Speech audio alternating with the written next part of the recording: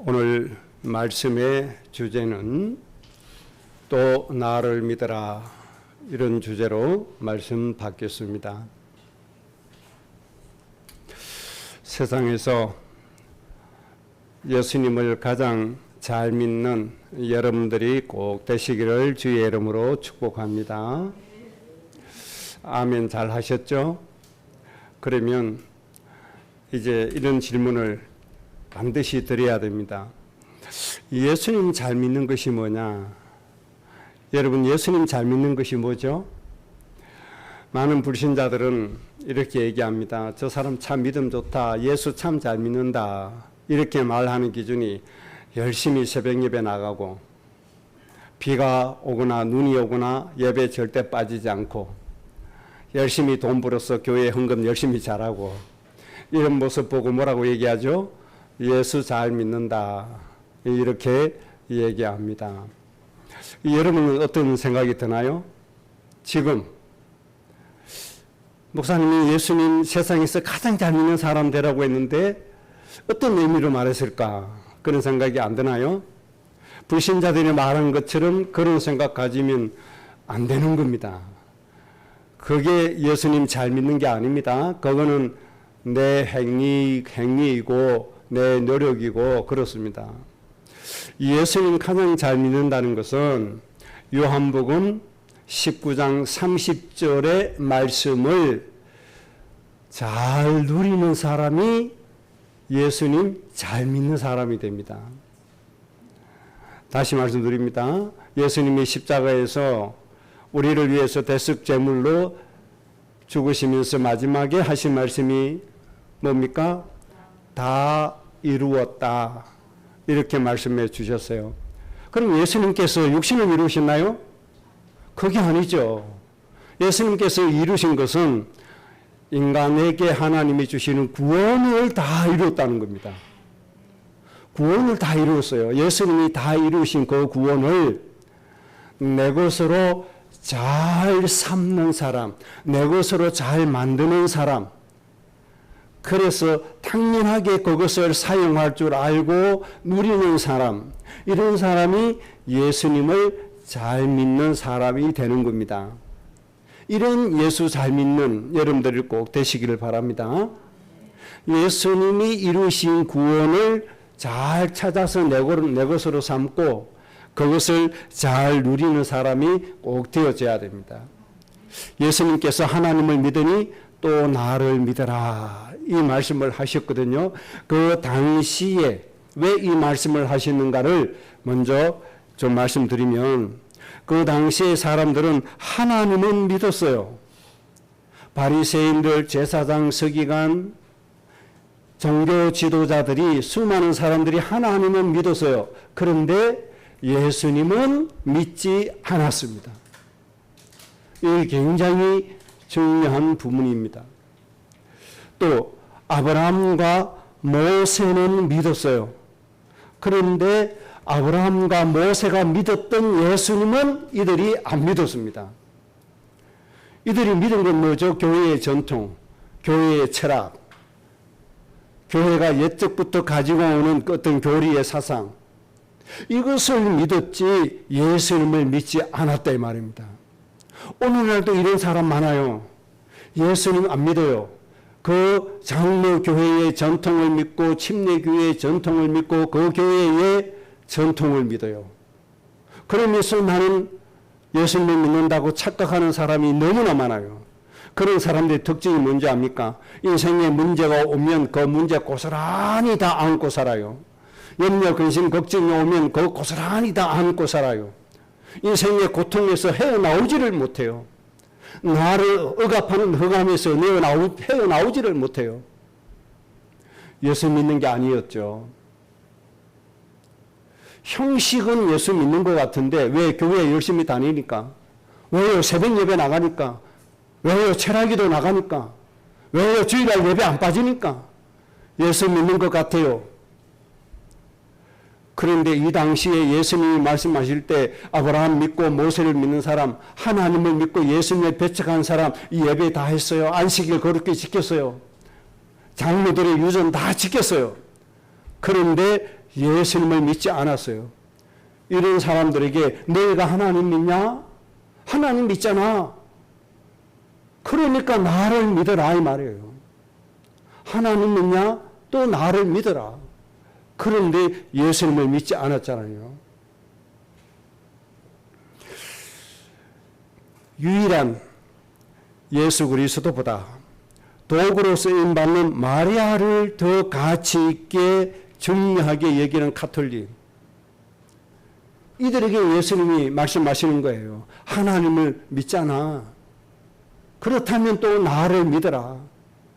이렇게 말씀해 주시는 거예요. 그럼 이게 무슨 뜻이겠습니까? 전통을 버리라는 거예요. 하나님 쓰신 도구 그거 믿지 말고 유일한 구원의 길인 나를 믿어라. 이렇게 예수님이 말씀하시는 겁니다. 유일한 예수님을 믿지 않고 교회의 전통을 믿거나 철학을 믿거나 사상을 믿거나 하나님이 쓰시는 도구 마리아를 믿는 사람들의 특징은 사상의 노예에서 벗어나지를 못합니다. 그래서 평안도 없고 안식도 없습니다.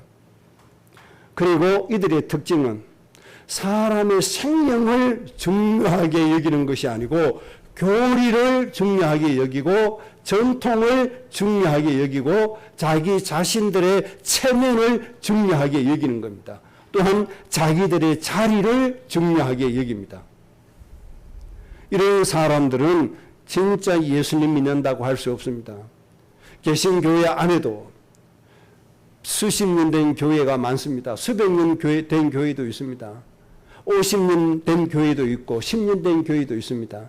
나름대로의 교회의 전통이 있고 역사가 있습니다. 그런데 그 교회의 교리 전통 때문에 예수님 못 믿는 사람 많습니다.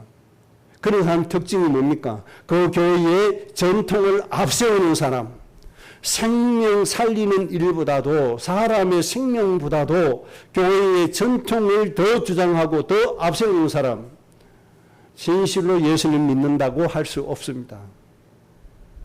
예수님의 영은 그런 영이 아니기 때문에 그렇습니다. 정말로 예수님 믿는 사람은 예수님이 중요하게 여겼던 그 생명의 중요성, 이것을 배울 수밖에 없고 그 영을 따를 수밖에 없는 겁니다. 육신의 영은 육신을 따르고 하나님의 영을 따른 자는 영을 따르게 되어 있다고 말씀했습니다. 예수님의 영을 믿고 예수님의 영을 따르는 사람은 예수님이 행하신 것처럼 행할 수밖에 없습니다. 예수님이 중요하게 여기셨던 그 사람들의 생명, 이것을 중요하게 여길 수밖에 없습니다. 예수님은 안식일에도 생명 살리는 것이 우선이었습니다. 그러나 이 당시에 교회의 지도자들은 생명 살리는 게 우선이 아니었습니다. 안식일을 범하지 말라는 이 전통이 우선이었습니다. 예수님 믿지 않았다는 겁니다. 이런 신앙생활을 하는 것이 오늘날 이 세상에 너무나 많고 예수님 믿지 않고 교리를 믿고 전통을 믿는 것이 너무나 많다는 겁니다. 그래서 교회들이 점점 힘을 잃어가는 겁니다. 오로지 무엇을 바라보고 가죠? 내 육신의 만족을 채워줄 그 복을 위해서 달려가는 겁니다. 그래서 오늘 우리는 하나님 우리에게 주시는 축복이 너무 크잖아요. 세상의 통치자의 권세들의 머리가 되게 해 주실 겁니다. 그리고 하나님의 말씀으로 세상을 정복하고 다스리도록 하나님이 이미 완성해 주셨고 앞으로 우리에게 이루어 가실 겁니다. 이런 우리의 신분과 사명, 하나님께로부터 위임받은 내용들이 있으니까 예수님을 순수하게 예수님을 온전하게 믿을 수 있는 이 믿음을 이번 주간에 회복해야 되겠습니다. 온전하게 예수님 믿을 수 있는 것, 이런 믿음만이 나를 살리고 우리의 가정 가문을 살리고 세계를 살릴 수가 있습니다. 그래서 우리는 거품도 빼야 됩니다. 잘못된 거 싹 빼야 됩니다. 오리지널 예수님만 믿을 수 있는 이 믿음, 이 믿음이어야 내 자신이 먼저 행복해질 수 있는 겁니다. 여기에서 하나님의 능력이 나와지는 겁니다. 자, 다시 말씀드립니다. 교회 전통 다 빼십시다. 인간들이 만들어 놓은 사상 다 빼내야 됩니다. 오직 예수님만 믿는 그 믿음으로 우리의 영혼, 우리의 육신이 되어져야 됩니다. 이렇게 되어지면 어떤 일이 벌어지는지 압니까? 십자가의 도는 하나님의 능력이요 하나님의 지혜니라. 이 역사가 일어나는 겁니다. 우리 몸에, 내 인생에 하나님의 능력이 나타나줘야 되고 하나님의 지혜가 나타나줘야 됩니다. 정말 예수님 믿는 사람에게는 하나님의 지혜가 나타나게 되어 있어요. 홍빈희 교수 같은 경우에도 그렇잖아요. 일단은 제 주위의 동료 목사의 아래 동서니까 누구보다도 형편과 사정을 잘 아니까 예를 들어서 자주 말씀드리는 거예요. 정말 청년 때 하나님 몰라서 당해야 되고 고통 때문에 참 힘들게 살다가 예수님 알고 예수님을 진짜 믿고 예배할 때 하나님이 인생의 모든 문제 해결뿐만 아니고 하나님이 지혜를 주셨는데 하나님이 어떤 지혜를 주셨어요? 그래핀이라고 하는 귀한 물질을 양산할 수 있는 지혜를 하나님이 주셨다 이 말입니다. 세계에서 유일하게 세계의 그 어떤 지식인도 과학자도 할 수 없었던 일을 저 시골에 영적인 문제에 시달리는 그 청년이 예수 이름 믿었다는 이유 때문에 하나님의 지혜가 임해서 세계의 그 어떤 학자들보다도 어떤 뛰어난 인물보다도 하나님의 지혜 하나 가지고 세상 그 어떤 사람도 어떤 과학자도 어떤 연구실도 어떤 연구소도 할 수 없었던 이 물질을 양산했단 말이에요. 양산. 이게 중요한 거예요. 겨우 연구해서 샘플 하나 만드는 거 그거는 의미가 없어요. 양산이 되어져서 생활 가운데 실제적으로 쓸 수 있어야 돼요. 앞으로 이것 때문에 홍병희 교수에게 오는 경제는 상상할 수 없는 경제가 와지는 겁니다. 윗동서에게 조금 도움을 줄 것 같아요. 그러니까 아프리카에 가서 1년에 하나씩 교회를 짓는 겁니다. 하나님 지혜가 와요. 누구를 통해서요? 예수님을 통해서. 그래서 우리는 모든 걸 다 버리고 순수하게 예수님 믿어야 돼요. 이 예수님 믿는 사람들이 또 우둔한 사람들은 예수 믿으면 다 하냐? 이런 얘기합니다. 굉장히 편협적이고 좁은 사람이라고 오해를 합니다. 천만에요. 예수 이름 안에 하나님의 능력이 나타납니다. 하나님의 창조의 능력이 나타납니다.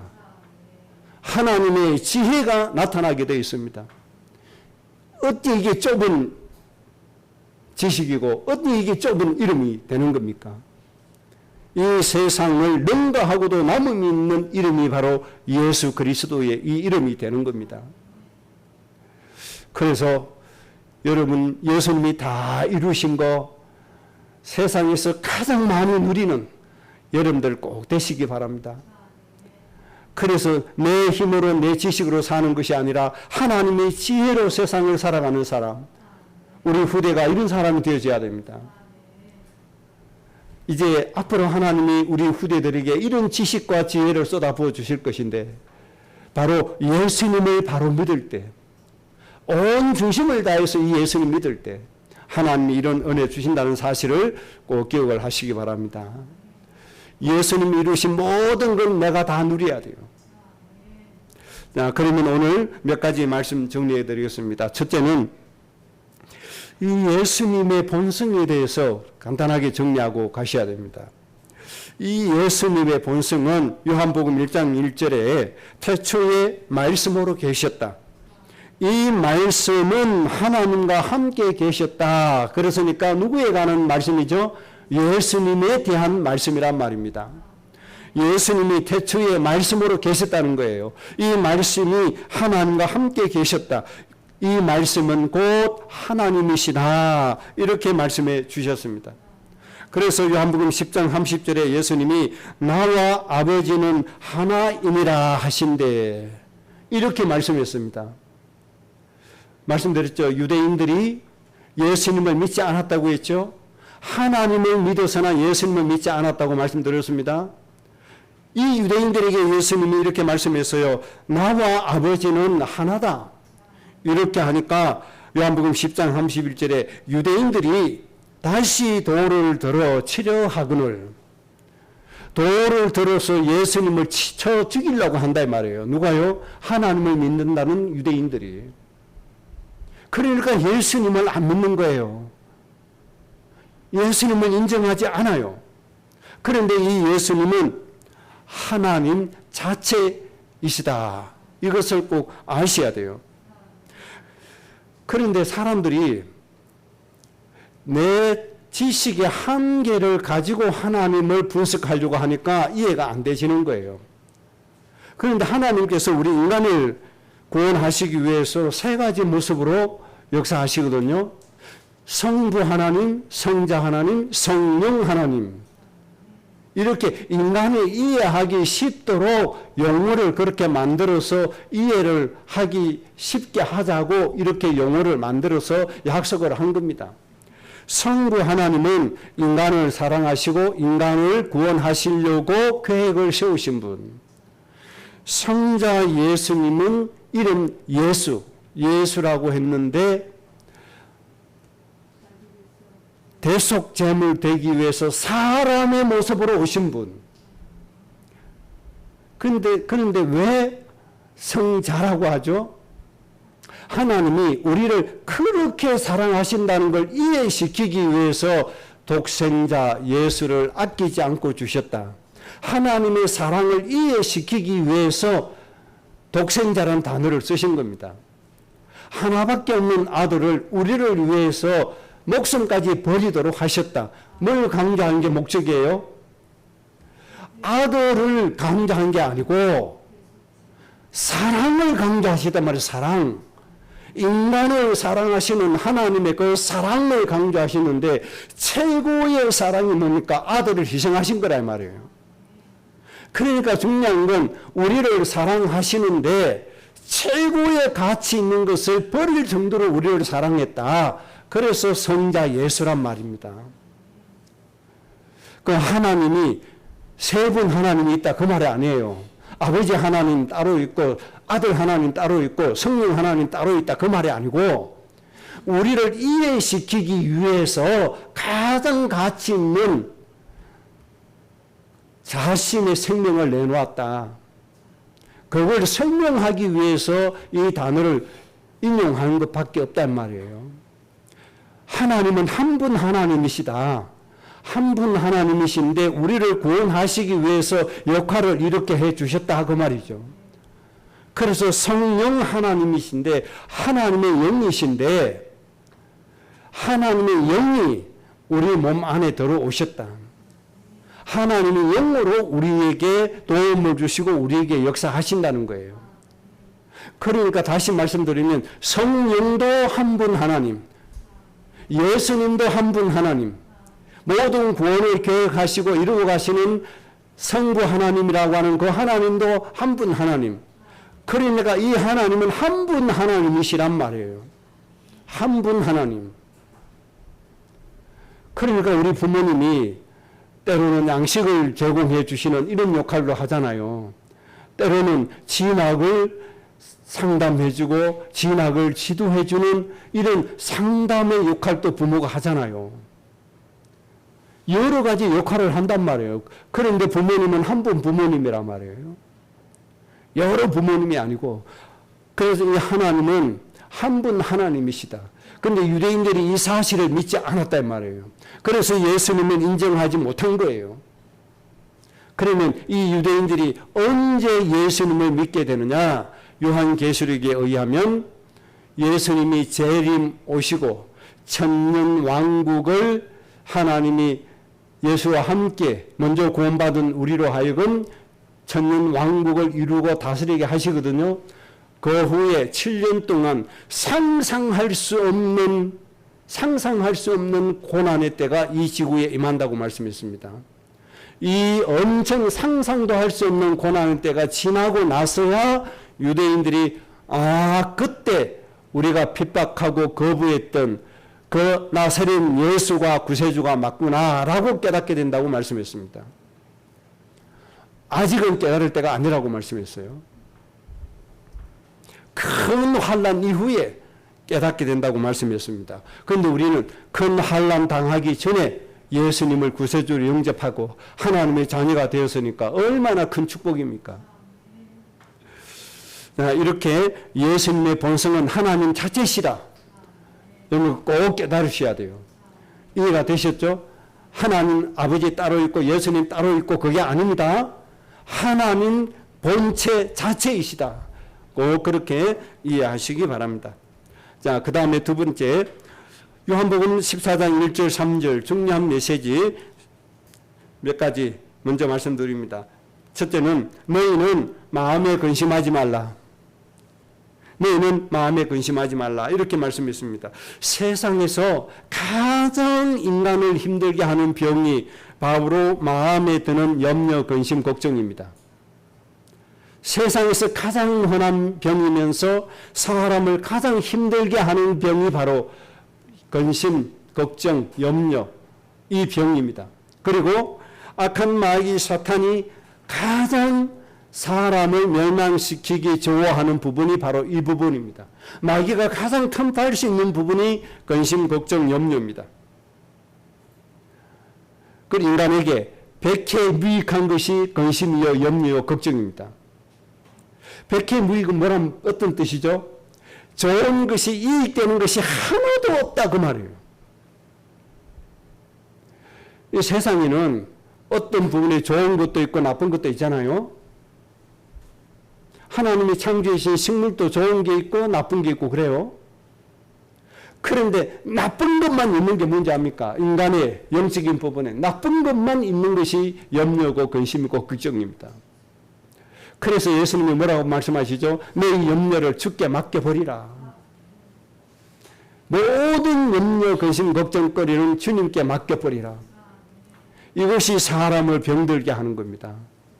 악한 마귀 사탄이 틈탈 수 있는 가장 좋은 통로가 되는 겁니다. 마귀 입장에서 보면. 그러면 근심이, 염려가, 걱정이 오는데요. 어떻게 하란 말이냐? 그래서 주님께 맡겨버리라. 그래서 믿으라고 하는 거예요. 그래서 또 나를 믿으라고 하는 거예요. 이따가 그 결과는 이따가 말씀을 좀 드리도록 하겠습니다. 자, 다시 말씀드립니다. 너희는 마음에 뭐 하지 마라? 근심하지 마라. 근심할 일이 수도 없이 일어나는데요. 전쟁이 일어나서요. 전쟁터에 우리 자녀가 나가 있어요. 우리 가족이 나가 있어요. 근심이 돼야 안 돼요. 될 수밖에 더 있습니까? 그럼에도 불구하고 근심하지 말고 뭐 해라? 또 나를 믿으라 이 말이에요. 예수님을 믿으란 말이에요. 왜요? 예수님 하나님은 지난주에 말씀드린 것처럼 구원받지 못한 사람이건 구원받은 사람이건 하나님께서 보실 때 사람은 너무너무 귀한 존재란 말이에요. 하나님께서 보실 때 특히 구원받지 못한 사람은 하나님이 더 불쌍히 여기시고 더 사랑하신다는 사실입니다. 이 부분 우리가 잘 좀 생각을 해야 돼요. 그러니까 내가 걱정할 필요가 없어요. 하나님 사랑에 맡겨버려야 된다 이 말이에요. 하나님 은혜에 맡겨버려야 된다 이 말이에요. 믿음 좋은 사람만 하나님이 지켜주신다 이 생각하고 있죠. 하나님 몰라서 그래요. 아닙니다. 여러분 하나님 믿기 이전에 하나님은 여러분을 그렇게 사랑하셨음을 아셔야 돼요. 누구보다도 하나님이 여러분을 사랑하셨음을 아셔야 돼요. 부모님보다도 하나님이 나를 더 사랑하시고 지켜주셨다는 사실을 아셔야 돼요. 그래서 하나님은 근심하지 말고 염려가 오냐? 너 자녀를 뭐 해라? 하나님께 맡겨버리라. 그렇게 말씀하셨단 말이에요. 맡기면 돼요. 이제 운전 처음 배울 때 이제 연수를 해야 되잖아요.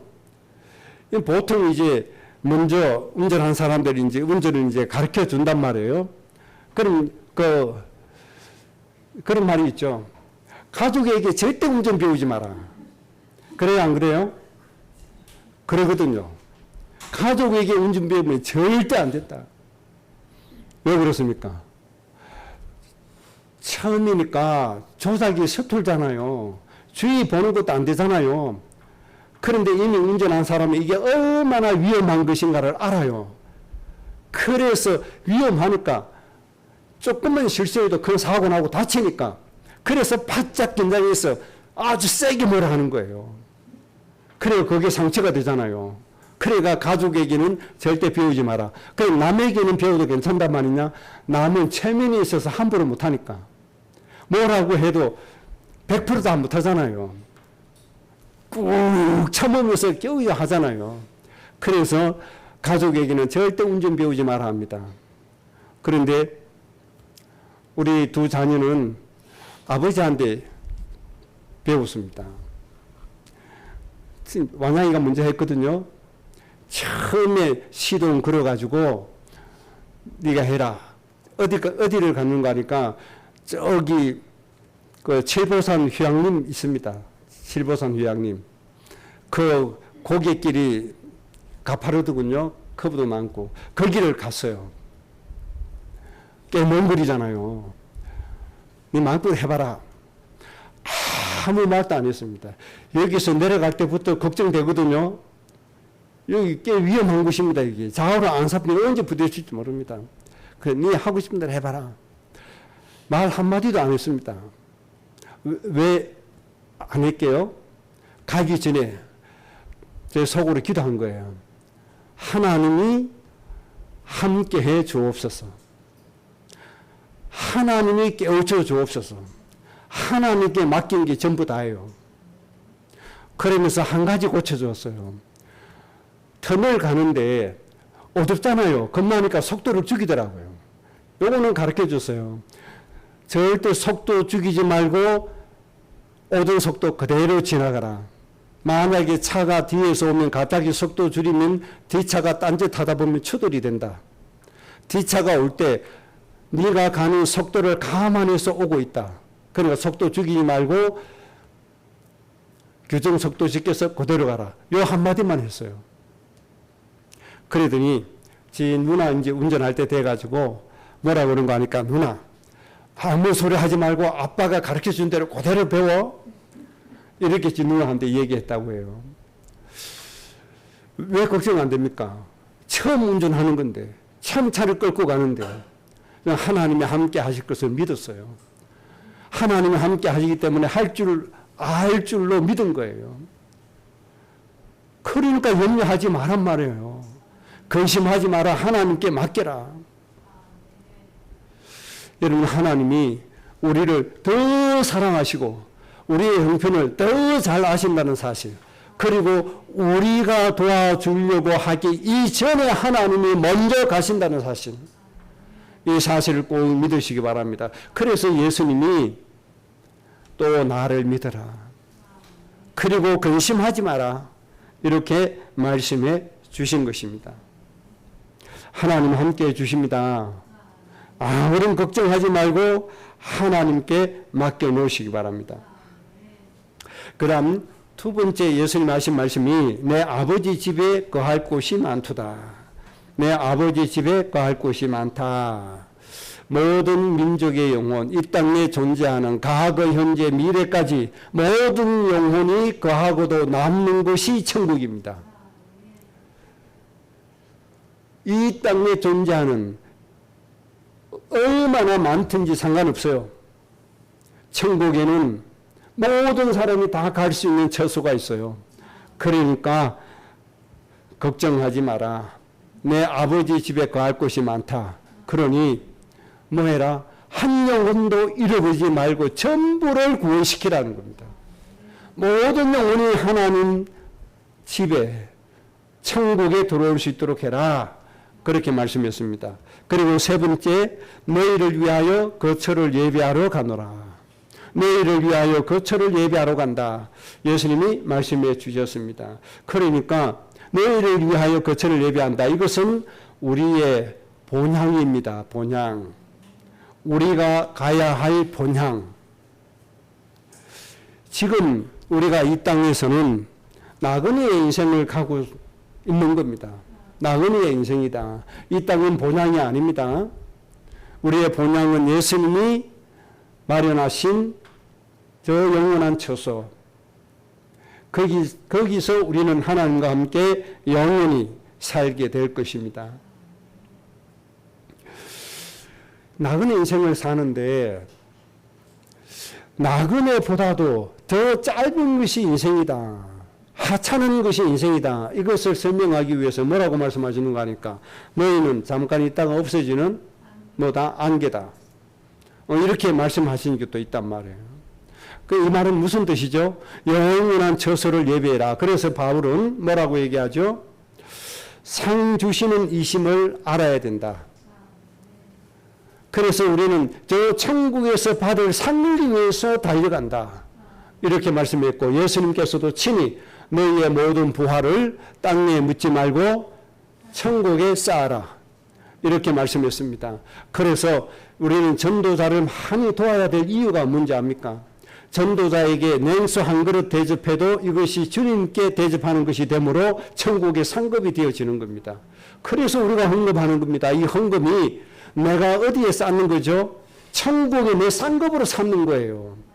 주의 이름으로 드려서 주의 일을 이루어 가기 때문에 그렇게 하는 겁니다.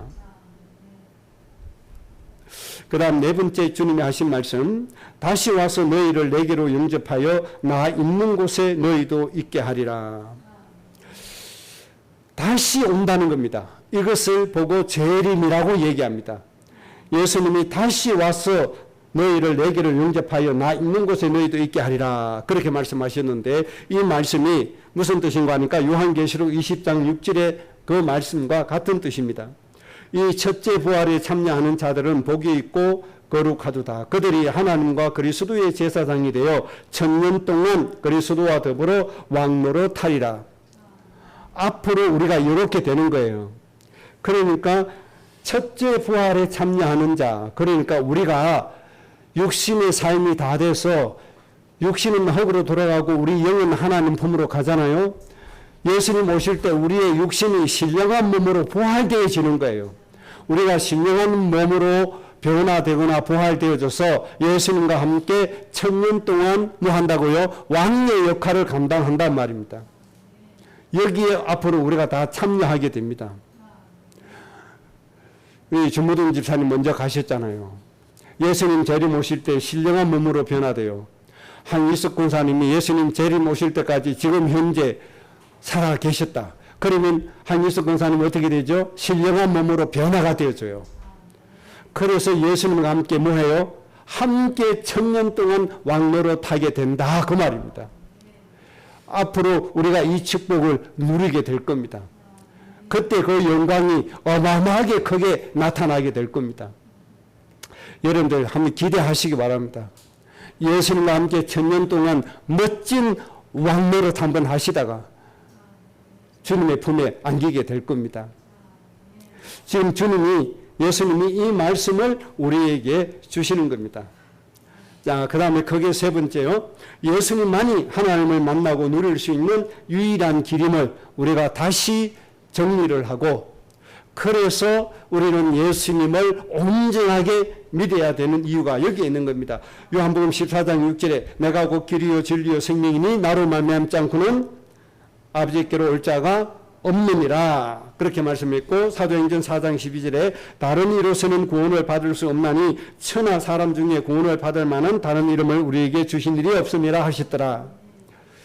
그러니까 예수님만이 하나님을 만나서 하나님의 모든 구원과 축복, 하나님의 상속자가 되는 은혜가 임해지는 겁니다. 그래서 우리는 누구를 믿는 거죠?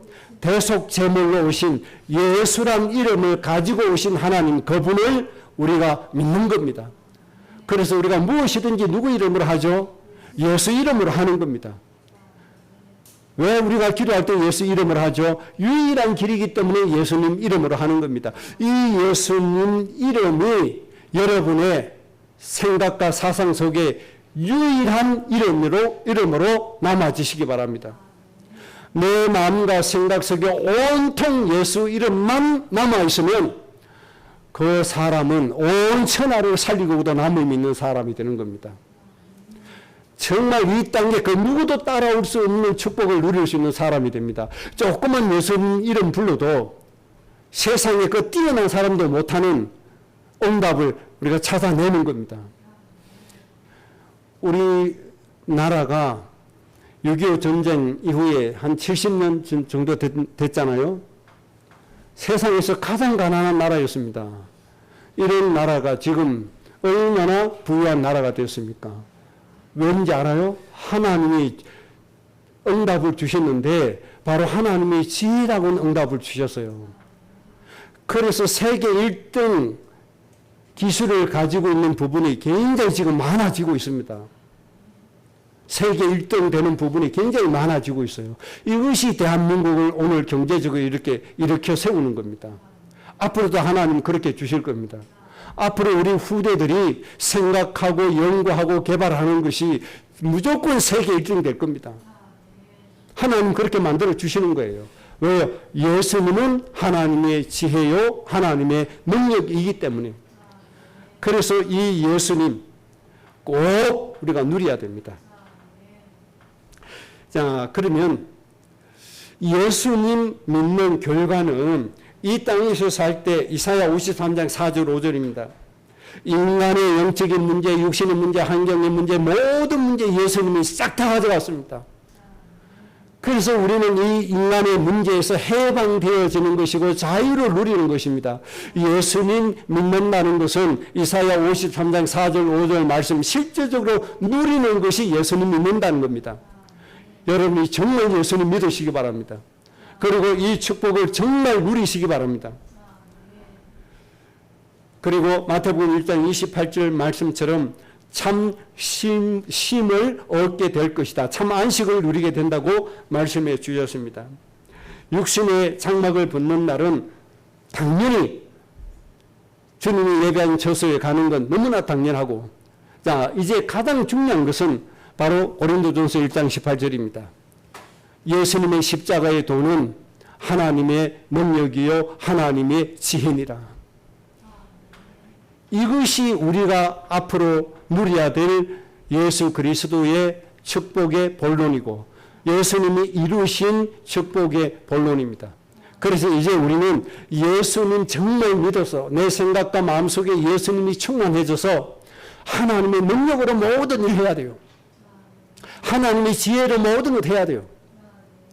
꼭 그렇게 되어주시기 바랍니다. 결론입니다. 그러면 이 예수님이 내 마음속에 온전하게 믿어지고 예수님으로 충만해져야 되겠는데 어떻게 해야 되느냐? 두 가지 방법으로만 해도 충분히 예수님으로 충만할 수 있습니다. 사도행전 2장 21절, 로마서 10장 13절에 누구든지 주의 이름을 부르는다는 구원을 받게 된다고 했습니다. 예수 그리스도의 이름을 마음껏 부르시기 바랍니다. 예수 그리스도의 이름으로 계속 기도하시기 바랍니다. 예수 그리스도께서 나를 도와달라고 예수님께 계속 호소하시기 바랍니다. 예수님께 부탁하시기 바랍니다. 예수님께 간청하시기 바랍니다. 주의 이름을 부르는 자는 구원을 받게 되어 있습니다. 그 다음에 히브리서 12장 2절에 믿음의 주여 온전케 하시는 예수님을 뭐하자? 바라보자. 이렇게 하면 하나님의 능력과 지혜가 예수님을 통해서 우리에게 충만하게 임하게 될 줄로 믿습니다. 그 예수님 정말 믿으시기 바랍니다. 그래서 예수님이 이루신 모든 구원의 축복이 내 삶에 있어서 사실적으로 나타나지고 나는 이 예수님 누림으로 인생의 모든 문제에서 해방되어져서 내 마음속에 기쁨과 즐거움이 나타나지고 그것으로 인해서 많은 사람이 나를 보고 하나님을 알고 우리는 그리스도의 정인이 되어지는 이런 인생을 만들어 가야 되겠습니다. 꼭 그렇게 되시기를 주의 이름으로 축복합니다. 합심으로 기도하겠습니다.